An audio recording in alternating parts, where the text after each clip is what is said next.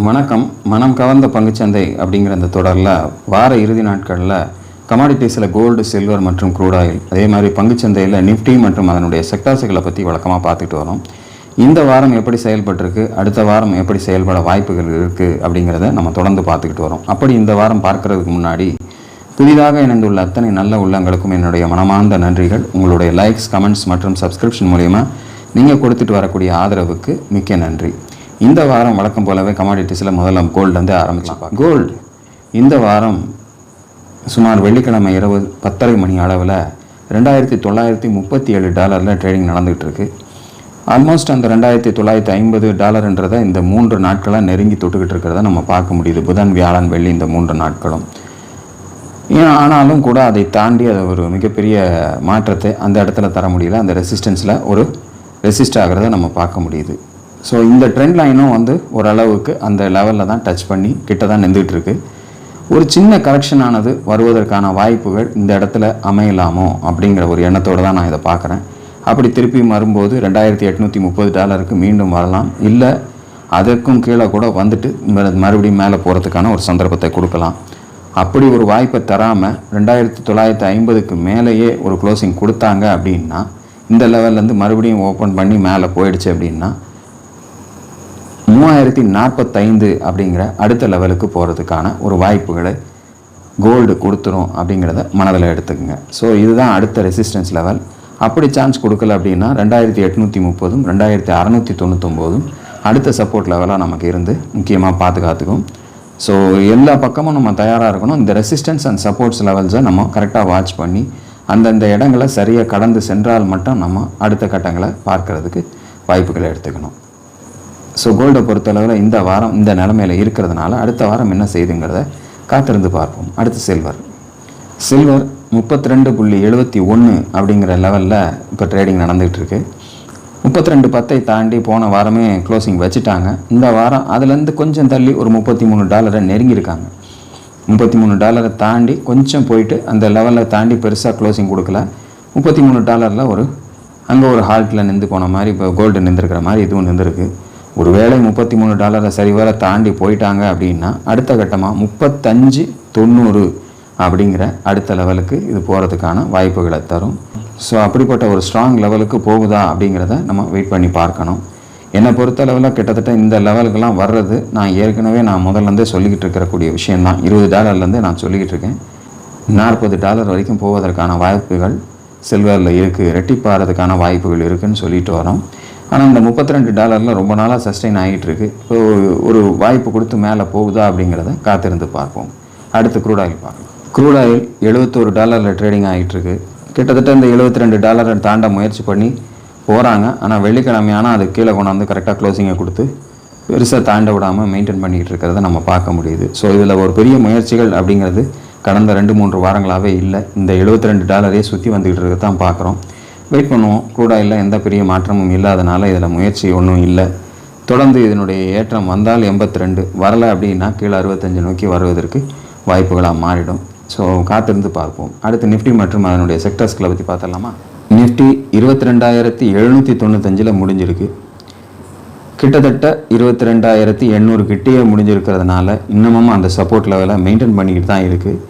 இன்றைக்கி கிட்டத்தட்ட 22,720 வரைக்கும் கீழே போயிருந்தாலும் அந்த லெவலுக்கு கீழே ஒரு ஸ்ட்ராங்காக க்ளோசிங் கொடுத்து கொண்டு போகலன்னு தான் நான் பார்க்குறேன். ஆல்மோஸ்ட் அந்த 800 கிட்டே கொண்டு வந்து நிறுத்தி க்ளோசிங் கொடுக்க முடிஞ்சுது.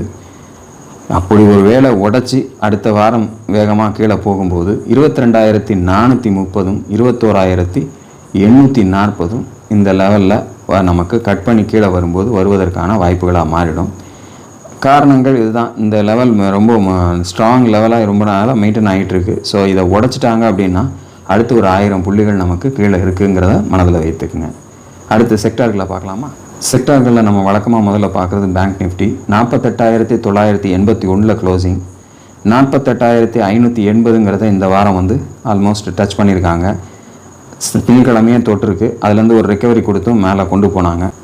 49,500 வரைக்கும் கொண்டு போகப்பட்டது. ஆனால் அதற்கு மேலே பெருசாக போக முடியல. 48,981 க்ளோசிங் கொடுத்துருக்காங்க. ஸோ 49,990ன்ற அந்த லெவலுக்கு கீழே தான் இந்த 2 வாரங்களும் மெயின்டைன் ஆகிருக்கு. பெருசாக 48,580க்கு கீழேயும் போகலை.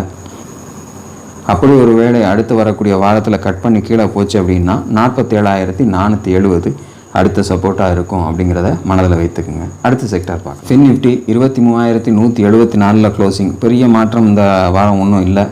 22,860 உடைக்கல. அதே மாதிரி மேலேயும் பெருசாக போகலை. 23,400க்கு மேலே ஒரு ஸ்ட்ராங் க்ளோசிங் கொடுக்கப்பட முடியல அப்படிங்கிற மாதிரி தான் இருக்குது. ஸோ மிகப்பெரிய மாற்றம் அப்படிங்கிறது இந்த வாரம் ஃபின் நிஃப்டியில் நமக்கு இல்லை.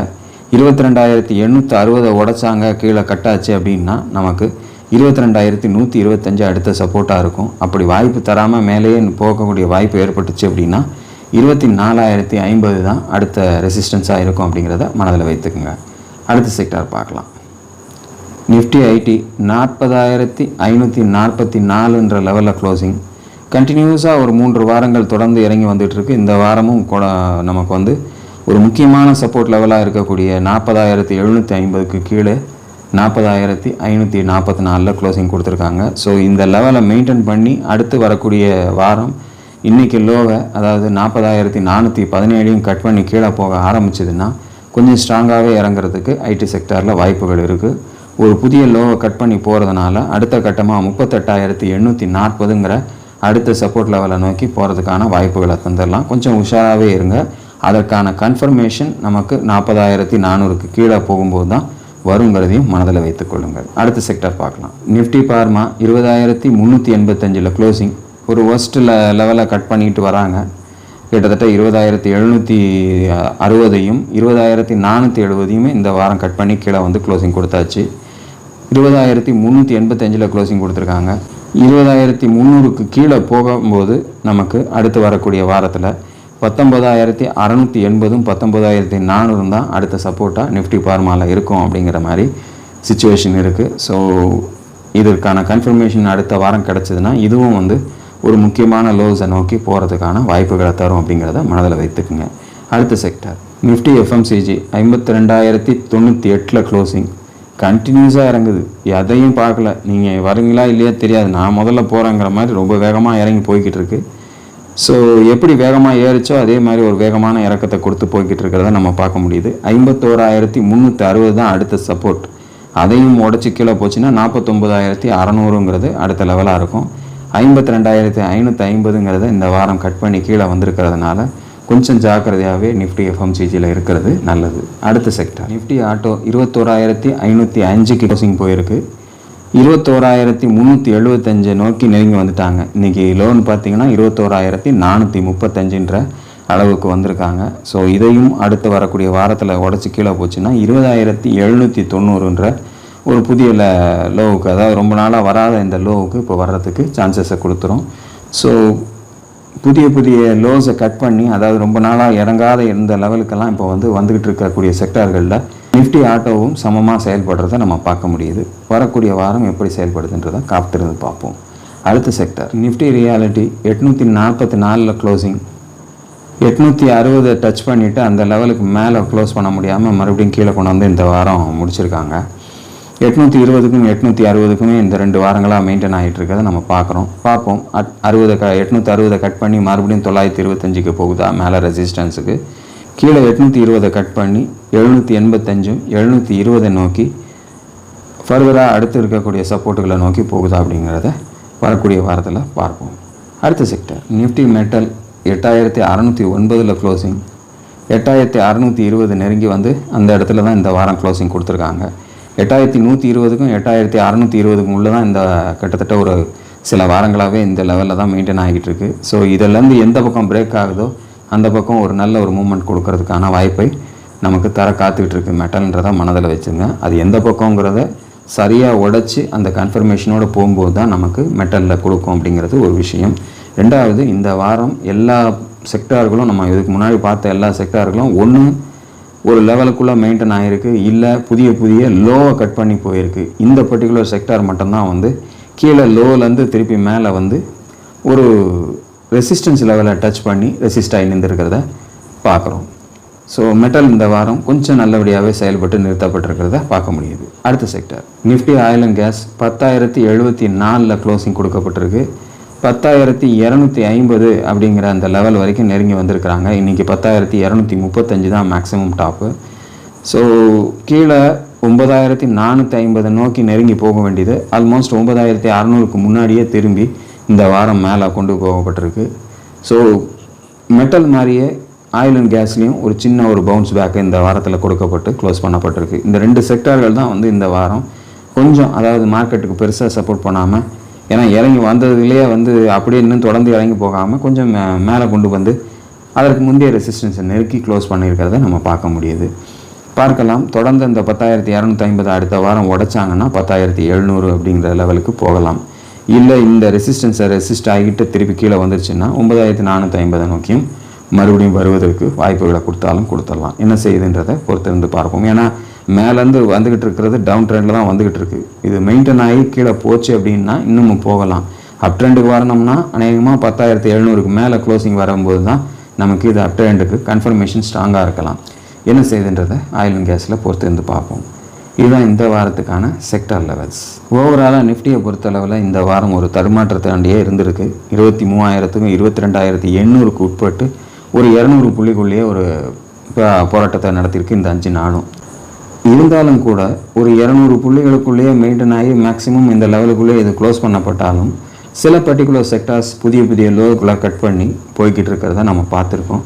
ஸோ கொஞ்சம் காசியஸாகவே மார்க்கெட்டில் இருக்கிறது நல்லது. அடுத்து வரக்கூடிய வாரம் எப்படி நமக்கு முடியும்னு சொல்ல முடியாது.